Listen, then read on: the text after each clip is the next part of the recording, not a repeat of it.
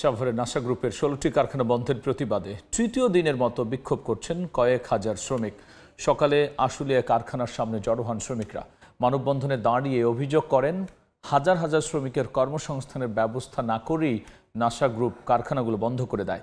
এজন্য দ্রুত কারখানা খুলে দেওয়ার দাবি জানিয়েছেন তারা।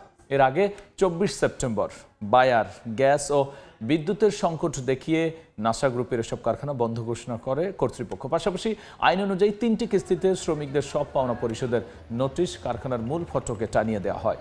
ওই দিন থেকেই বিক্ষোভ শুরু করেন শ্রমিকরা। সে সময় যৌথ বাহিনীর সঙ্গে শ্রমিকদের সংঘর্ষের ঘটনাও ঘটে।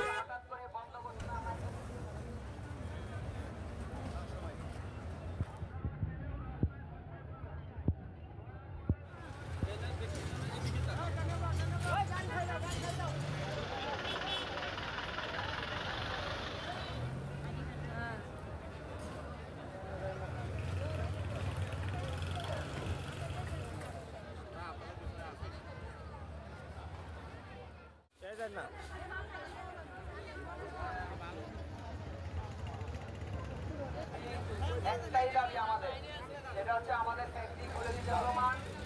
আমরা এই চলমান